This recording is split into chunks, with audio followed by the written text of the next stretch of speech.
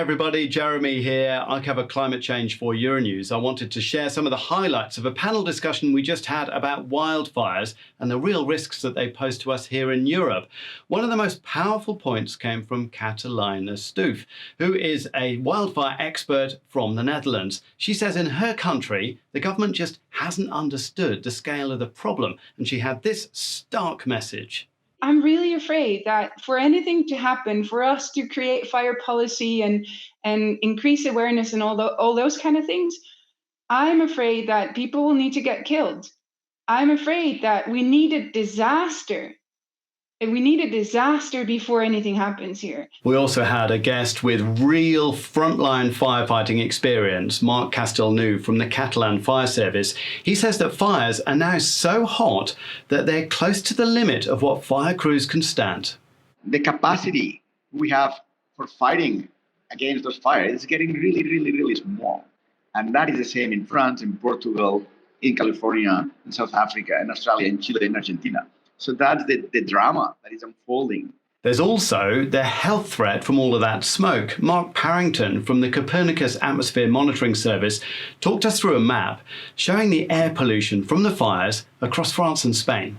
The important thing to note here is that the values we're looking at, the threshold for exposure to PM2.5 is around 30, 40, 50 micrograms per meter cube. This is showing is well in excess of 100.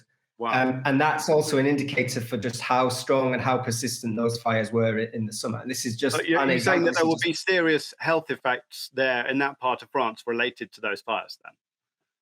Yeah, potentially. Like I said, everyone in Europe is now concerned. Jesus San Miguel runs the European Forest Fire Information Service. Fires used to be a problem in the Mediterranean region. It is no longer a problem of the Mediterranean region.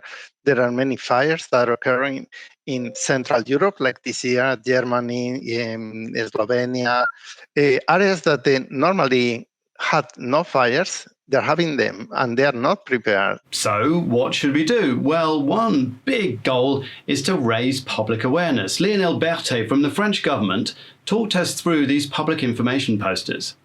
We try to avoid the people being guilty. It's not a matter of guilty. In France, 9 fires out of 10 are caused by humans, but most of them are not arson. What's interesting, I think, about this is it's an official government campaign and it's in English, and you're raising awareness about, simple things. I mean, we've all done what this guy's doing, right?